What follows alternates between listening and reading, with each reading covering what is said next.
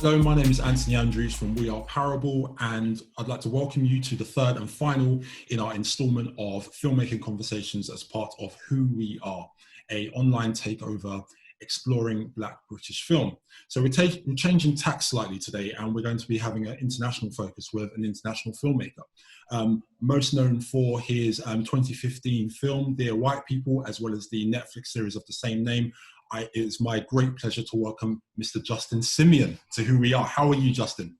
I'm great, man. Thank you so much for having me. Thank you so much for being a part of this. I know you're in LA right now, so I know the time difference is a bit crazy. But yeah, but it's all good. Absolutely. It's a great way to start my day, and hopefully it's an okay way to finish yours. It's a perfect way to finish ours, definitely. So thank you so much for being a part of this takeover that we've planned over the last 5 days. For anyone who doesn't know about you and your work, I wonder if you could just give us a quick introduction as to who you are, your work, and I guess your creative approach. Sure. So my name is Justin Simien, and I guess my big debut was, or at least, in terms of other people, I've been making stuff for years, but the first thing anybody, really knew about was Dear White People. And Dear White People came out of a longing to really see myself represented somewhere in the culture, my version of Blackness, my intersection of Black, gay, male, but more than that, it was, I love cinema, and I love multi-protagonist films and ensemble pieces. And I love the way, particularly ensemble pieces set at college, can really break apart these bigger social issues at the kind of microcosm of college. And so, Dear White People was an attempt to sort of create something new in that space, and launch my career. Really, that really was the goal for Dear White People. It's like this is the movie that I wish I could see, and I can't see it. But maybe this is, maybe this could be the start of what I do. Yeah. How are you feeling, like personally, professionally, creatively? How's lockdown been for you?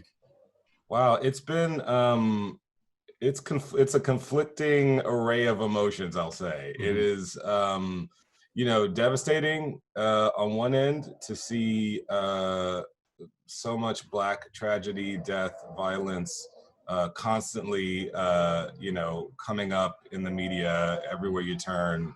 That's always traumatic, but it's also wildly encouraging to see the world kind of embrace the Black Lives Matter movement the way it's beginning to. And with the pandemic, it's the same thing. It's sort of like, it's very unsettling seeing the world end and doom scrolling all night. But at the same time, I'm an introvert, and sort of being in my house all the time is really good for me. And it's, it makes it, so I have time to write and watch movies and be with my partner and do the things that give me energy. So it's a mixed bag, Yeah, and it's Dear White People, which is one of the things that I really was so excited to talk to you about, because I can only imagine that in the times that we're living in now, there's such a renewed interest in your work. Even 5 years later with the film and as well as the Netflix show. So I wanted to find out from you about how the experience has been with a presumed renewed interest in your work, especially with Dear White People. How's that been? I can imagine it's somewhat bittersweet for you at the moment. Yeah, it's extremely bittersweet. I feel resentful slightly because it's like, I've been saying this stuff for years. But I also am feeling like, wow, maybe I'd made something that does meet the moment. I think when, like the death of George Floyd, which for me, there was no reason to believe for any Black person that would be the one that would spark a global catalyst, because we see this all of the time. And, it sort of has boggled my mind at how hard it is to get people to care about certain issues, about this issue in particular. But I'm glad that they are. And I'm glad that, I don't feel totally helpless this time, because people are looking for a resource, and the show that we've been making for 6 years with the movie and all that, seems to be providing that. So that's good. And the other thing that's amazing about that is, my show is made by a village of creatives. There are world-class and brand spanking new directors who direct on the show, some of the most gifted writers in TV and actors. And so people getting to experience just the craft of the show, because we make it with love. We make it to be entertaining and thought-provoking. We make it to be universal and about the human condition. So, you know, while topically the show is about this moment, it's an artistic statement. And so to have people kind of dig into that is, you know, it's very validating. Absolutely. You know, as you know, you touched on how people are sort of, you know, discovering or perhaps rediscovering your work. I mean, what's been the response from audiences? I mean, have you been sort of privy to any responses that are coming out about, you know, people watching your work for the first time, perhaps? Yeah, I mean, it's been really enthusiastic, you know, and people who have loved it always and are revisiting it. You know, we've been preparing for the 4th season of Dear White People via Zoom. How's that been? You know, writing via Zoom is not my favorite, but it certainly was nice though to be able to connect with the writers' room during these times and to, you know, have a channel for all of our feelings. Yeah. But yeah, it's been okay. But you know, in preparing for season 4, I've been watching, you know, old episodes, rewatching the movie myself, just so that I feel like I'm actually delivering an end that feels definitive to something. Yeah. And I don't know, it feels like people are kind of having a similar experience. It was like, wow, this really does speak to this moment in a way that I didn't expect. Even though I made the show continues to surprise me at how much we really tried to thoroughly investigate these moments from a human perspective. So it seems like that's what people are getting, and that's great, because, you know, when the show first came out and when the movie first came out, there was a substantial amount of conversation about, do we still need this? Is this even necessary? Right. And, you know, of course, some folks on the fringe saying, you know, this is you know, anti-white racism, which I think the movie and the show effectively argues does not exist. Yeah. It's so funny actually watching Dear White People, the film again, and there's that one scene where, you know, the guy says, I think it's the president, where he's like, racism is over in the US. And just like watching that now is just like, what? I mean, watching it then was hilarious, but watching it now is just like, wow. And the thing that's so unsettling is that it's not even caricature. Conversations that happen in that 2013, 2014 movie are almost verbatim conversations that I continue to have to this day with people in positions of power, in spite of the so-called global reckoning. So, you know, I think that's the surprising thing, is racism is quite durable. For sure. It withstands a lot, which is unfortunate. Yeah, most definitely. And how would you say that the current climate that we're in is shaping what you're doing with season 4? I mean, I imagine that you've had an arc in your mind about, you know, how Dear White People, the series, was going to finish, but how is what's happening in the world currently, I guess, influencing your storytelling for season 4? In a weird way, it's giving us permission to tell the story we were already telling, but just a little louder. Sure. You know, with Dear White People, we're always sort of threading the needle between the truth, the unabashed, raw, real, ugly truth, and popular culture. Allowing an audience to arrive at these things on their own and not feel preached to, or not feel dragged or, you know, drained. And so I think what is happening now is that there's an appetite for what we're doing, and we don't have to be quite as careful about how we do it. What we're saying with the 4th season, you know, which was completed before the George Floyd protests began, frankly, is more relevant than it was before we wrote it. Sure. The actual content of the season is going to stay the same, but you know, I don't think that we are going to be not afraid, but we might not have to thread that needle quite as finely right now, because it seems like people of all races are looking to engage in some of these conversations a little bit more head on. So that's cool, because as an artist, that means I get to take risks.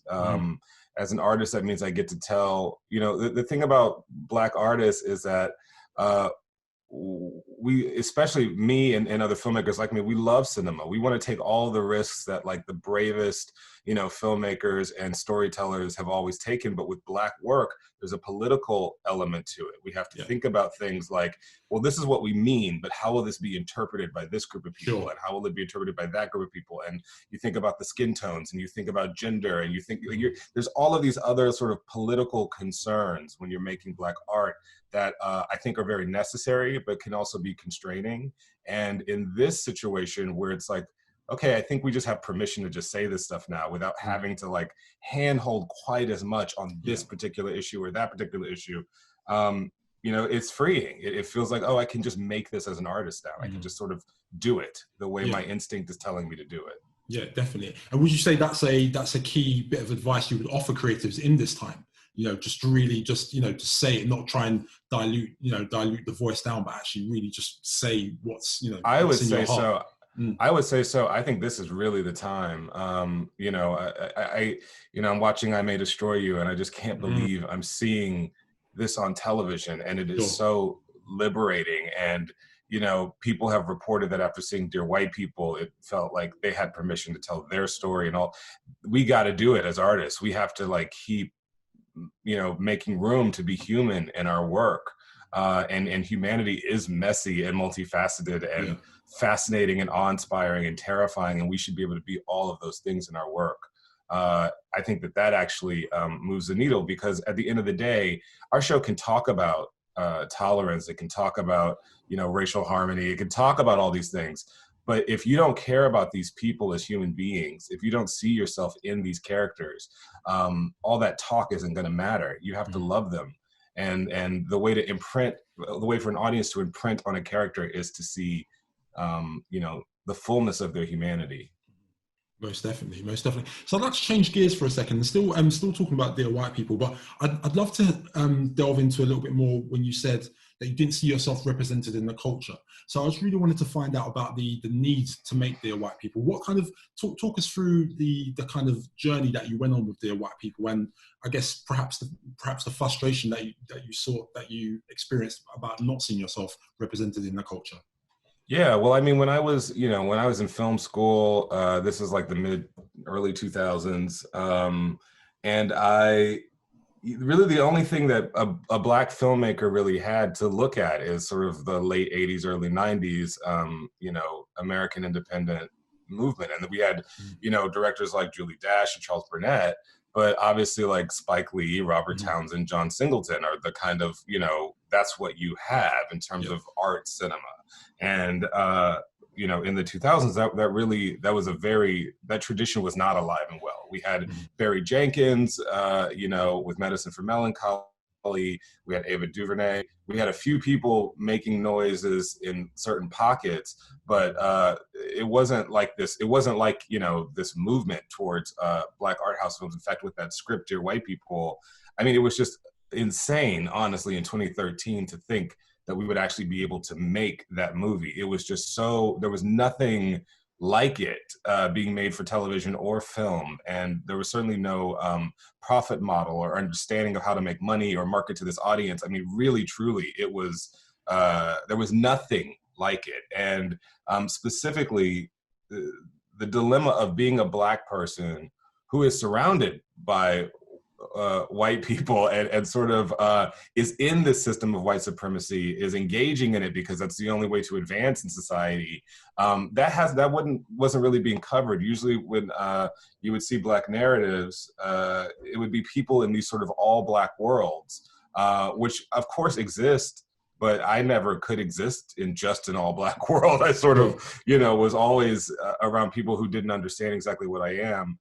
And then the other piece of it is the queer element. You know, queerness and Blackness have had this really weird separation since really before the civil rights movement. You know, the sort of people like Bayard Ruskin, who are gay, and all the gay participants in American civil rights were sort of like covered up and hidden during that time. And when gay liberation starts, Black people aren't really involved. So there's like this weird separation between these two communities, and I'm of both communities, and I never saw a version of myself anywhere, and that leads me to believe, well, then I don't belong anywhere.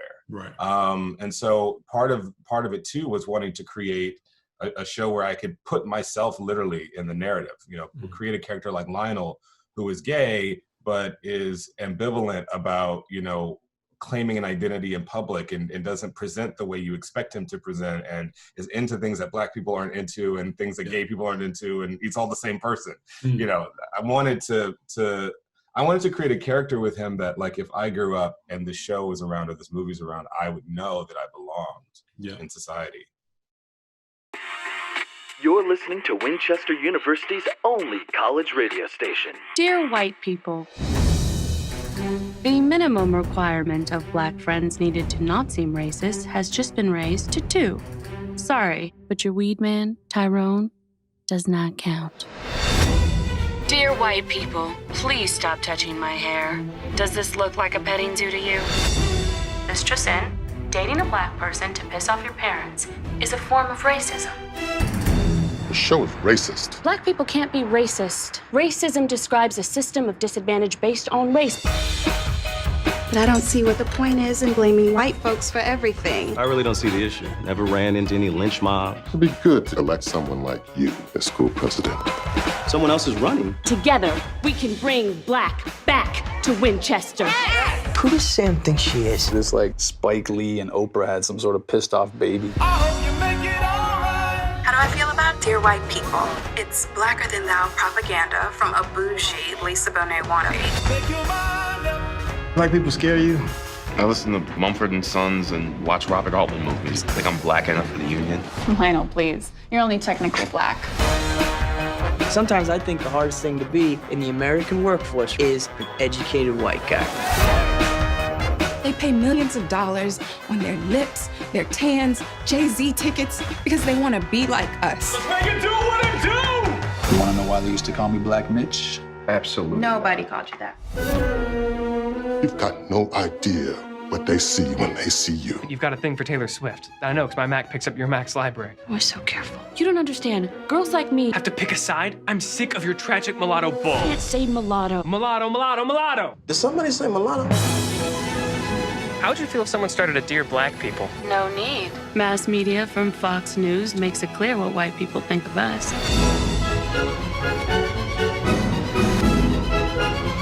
Your hair is so cute. Is it weaved? Weaved. It's weave. Noun. Present tense. Racism is over in America. The only people who are thinking about it are Mexicans, probably. And talk a little bit about how, the practicalities of getting Dear White People made. So I read that it took you 9 years from start to finish. So from the idea to releasing the film to get the film made. I wonder if you could talk to us about that experience. So once you had the nucleus of the idea, then if you could talk us through that process of, I remember there was this moment when I was sitting at my college and just, again, really thinking in a tactical way, like, what's the first movie going to be? Like, what's the first thing? And I had a bunch of ideas, but this idea of this ensemble piece that was, not unlike a School Days or a Do the Right Thing or, even like an Election or a Fame or a National Lampoon Animal House, but specifically about being a Black face in a white place. I remember when that idea sort of clicked in my head and I literally could see all of the characters. I began writing it. But the thing is that no one teaches you in film school how to write a multi-protagonist script. And I knew I wanted it to be multi-protagonist because I knew that, like, it was an issue that I didn't feel comfortable giving an answer to. I knew that if I wanted to talk about race, it would have to be in the form of a question, and there would have to be characters of many different opinions around it.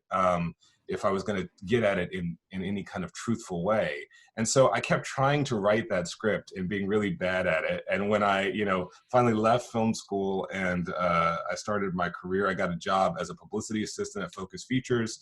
I started a writer's group with my pal Angel Lopez, and I would keep working on that script over the years and eventually acquired, other screenwriting books, things that were sort of like outside the canon of what we were taught in film school. I was able to watch a lot of movies. I began this sort of campaign of like, I'm going to watch every multi-protagonist movie because I need to figure out how to write these things. Sure. And I just kept working on the craft part of it, for years in my free time.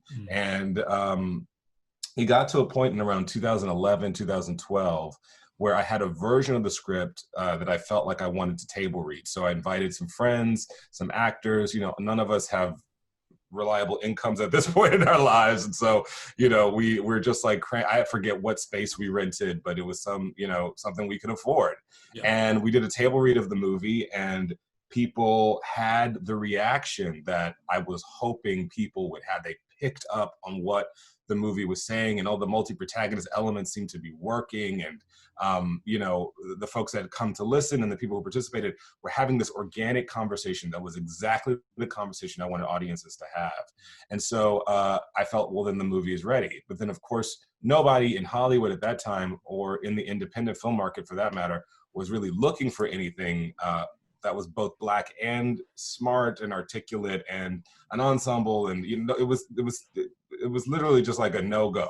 Yeah, sure. Just from concept. And I remember talking to my agents and them explaining to me that 90% or more, I believe, of all international film financiers would not even take a look at the project because it would have a predominantly Black cast. It wouldn't even look at the project. So it was feeling really scary for a while. But then I decided to make a concept trailer, a trailer for YouTube that basically seemed in every way, shape, or form like a real trailer. This is a movie that I've been dreaming about in my head. I knew how I wanted to shoot it. I had been like thinking about sequences for years at this point. So I was like, well, let me just take those sequences that I think I can accomplish, with no money. I had like maybe a couple $100 from a tax return. And we went onto a campus we were not allowed to be on, and me and some friends shot this trailer, and I wanted it to look so real so that you really felt like this movie was coming to theaters. And then at the end of it say, don't you wish there were movies like this? Me too. Yeah. Give us some money. And people gave us some money, and we were able to spend that publicity into fully financing the original film, which was about $1 million, and shot that thing in 20-something days. Wow. Again, I had been preparing it in my mind for years, so that was possible, but it was very grueling. And we found out we got into Sundance, did post in a month. I mean, it was very, very, it was like I spent 8 or 9 years trying to get it ready. And then when it was time to go, it was like, we got 2 months to do this thing. And that was the story of Dear White People. We premiered at Sundance 2014, got bought by Roadside Attraction and Lionsgate. And I was able to really, for the first time, leave the country and tour the world and be with audiences watching the film. It was very transformative. And I remember actually, I think when the film came out over here, there was a video that I think you did with the New York Times that spoke about the anatomy of the scene. So it's where Sam is she's showing the first piece of work that she does. I think it's Rebirth of a Nation, and it's the bit in the classroom where she is she's presenting the work, and you said there was about 10 people in there, but it felt like a full classroom, and the way you shot it, and some of those constraints that you had made it look so real. And I think that was really interesting to me about the constraints that you had as a creator, but to make it feel like a fully realized scene was incredible. So yeah, what I watched a lot of? I watched a lot of Empire of Dreams, which is a documentary about the making of Star Wars. Right. And I watched that endlessly, getting ready to make Dear White People. And you might think, Star Wars, well, what is the relation? But like Star Wars, Dear White People was implying a lot of things that we couldn't actually show you.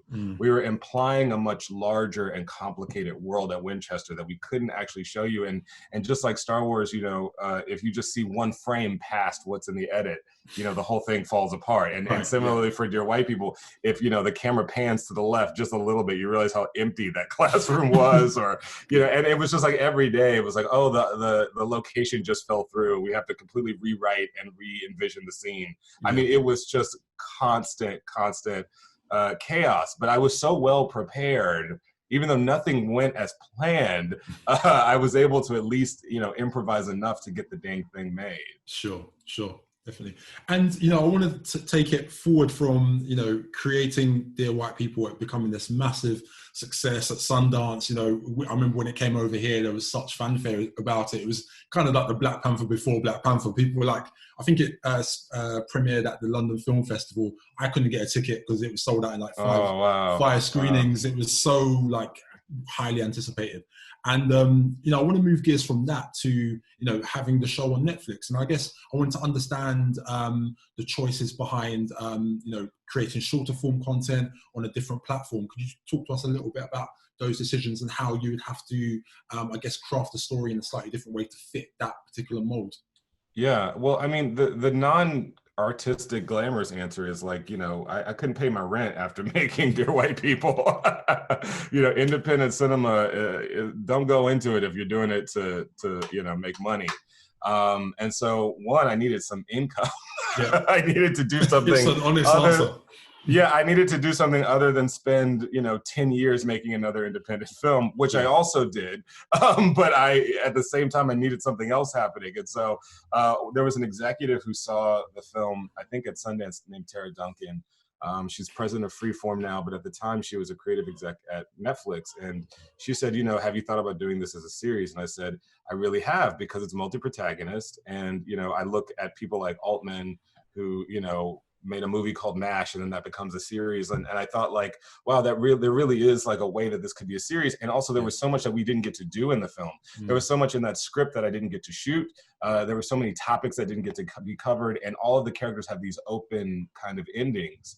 And so to me, it was actually like a natural, because, you know, it was shorter technically because they're half-hour episodes, but over, you know, an entire season, that's like 5.5 hours. So for me, it was like more canvas. I got to go, you know, deeper into the characters and really give people a chance to like be in their perspectives for full episodes. Like in those first 2 seasons, especially, you're with Lionel for a full episode, or you're with Sam, or you're with, you know, Troy, or with Coco, and you're experiencing all the other characters, but you're really in the point of view of these people who, frankly, never get to tell stories from their point of views in television and in film, at least at that time and usually. And so for me, it was actually quite organic. And I'm obsessed with storytelling. I'm obsessed with like television and film. And so for me, it was really just, I was living my dream, and I was able to actually facilitate a more realized vision, I think, of Dear White People, because I actually had a budget, and I had like, you know, a decent timetable to make it. And you know, it was not easy anyway, but, you know, we actually had some more tools. Yeah. So for me, it was great. It was a way to expand. It was a way to work on my craft as a director, to work with other writers, to work with other directors. It was basically like I got to go to, you know, grad school for film, you know, but in the making of my own show. And that's another point I wanted to touch on. So, you know, obviously working on the show, there's different collaborative, you know, directors and writers. How was that collaborative process? Because I guess this is essentially your baby that you're kind of, you know, passing out to a wider team. So how was that collaborative process for you? Wildly invigorating. You know, I always tried to create a creative environment that I wanted to be in. I didn't want my job to become like, you know, being a taskmaster to get people to stick with my style. Like it, you know, that felt so stupid to me. So, you know, I really wanted to create an environment where, say, if Barry Jenkins is directing an episode, or Janicza Bravo, or Gerard Dunier, or, you know, Sally Richardson, or whoever would be coming in to do an episode, they had the full range to make it their episode and to put their artistic statement on it, and to do what I wish I could have been able to do if I were hired on a television show.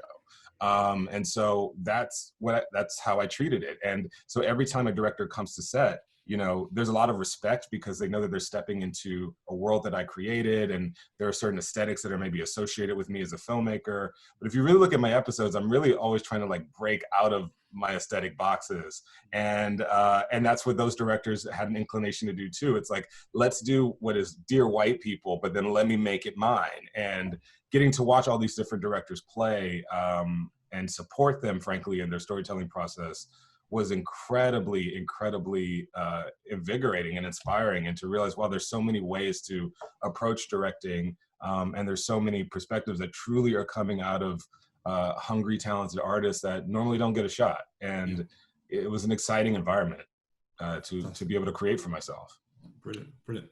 So the reason that we're here talking today, Justin, is that this is part of the Who We Are takeover, which is all about exploring Black British film. And I wanted to just switch gears and talk to you a little bit about, you know, your experiences with Black British film. Are there any films that you can think of, any shows that you're a fan of, perhaps you've seen through lockdown that you can talk to us about? Or well, I mean, I May Destroy You is like destroying me currently. I'm so, as it is for all of us. Yeah. I thought a lot of Michaela before this moment, but boy, oh boy, it is, I've never seen anything like it before, you know, and I think what's so amazing about it is that you realize, and I realized this when I toured with the movie around the world, but the Black experience is an international experience. It has different flavors. It's called different things, it's different people, but like, even though the show feels really authentic to her experiences, it feels very British, at least to me, an American viewer, but I see the Blackness in it though. Like I get it. I get the Black experience that she is portraying, and it's so freeing because you see these women doing things that normally women are being punished for in a narrative. You know, you have a threesome in Italy, for instance. You know, usually like something horrible happens in the next scene, and even though it's a show about something horrible having happened to her and her awakening to it and realizing it and fighting it, it's so fucking empowering. Like I feel like whenever I watch an episode, I'm like, oh, we can do that now? Yeah. Oh my God, I didn't know we could do that. I didn't know we could do a gay male threesome scene as a subplot. I didn't know you could do that. And so, I don't know, it's been really, really, really exciting. But I think that's kind of, you know, frankly, British cinema is always just like a little ahead. And I think the same is true for TV, but it's really cool to see that be the case for something that is so Black. And just so rooted in a Black culture. It's really breathtaking. Yeah, definitely. I think the storytelling is second to none. And what I love about it is that it doesn't provide any easy answers for the audience. It really challenges the audience as much as possible. So yeah, it's definitely very challenging. It's very challenging, yeah. I want to talk about the process of getting it made. Would you say it was a slightly smoother process? I mean, I know you said it's taken 7 years to get to this point, but in terms of actually, I guess, raising funds for it, was it a more smoother process, or did you find more challenges? No, not at all. I mean, it was, I guess some aspects of it went better. I mean, I was a little more established, but no, it was not smooth at all. I ended up having to shoot it at the same time we were writing season 3. And, you know, there was no way to make that movie in a sensible manner. If I wanted to get my second feature made, I had to accept quite an uphill battle. And, you know, the movie, just like Dear White People, cost a certain amount of money, but then I think what we achieved feels a lot more expensive than what we actually had. You know, we shot it on film. The visual effects are quite elaborate, and many of them are practical and were shot on set in camera. And, you know, that was a big challenge. And to do all that while also show running an entire series was quite difficult. And then on the other side, to get the edit right, when I start telling, you know, Black stories in the language of horror and psychological thriller, all kinds of things. There's experiments that have never been tried before. So there's some things that work, some things that don't work. We did a lot of test screenings. I edited the thing for like 1.5 years, a lot of work on the VFX. It's just been like an ongoing labor of love, really. But challenging, certainly very challenging. Okay, all right, great. Well, we're coming to the end of our time together, and it's been a fascinating chat, and I'm really glad that we've been able to do this on this platform. And I just wanted to ask you about a fabled bit of advice that you could offer creatives trying to get their work off the ground or trying to get their work seen. Could you provide maybe 1 or 2 pieces of advice that you would, you know, give to, you know, aspiring creatives trying to get their work out there? Yeah, I would say there's a practical aspect to getting your work out there, and that's very important. But until you have that big break, you have a chance to cultivate the thing that actually matters. Because the truth is once you start making things for money, it's very easy to forget why you love it. It's very easy to fall out of love with it. It's very easy to have frankly, and I know this is very common. It's very easy to end up in a situation where you're directing a movie or you have a series, but you don't even remember why this was important to you because it's so fucking hard, and the forces and you know the financial forces are so intense.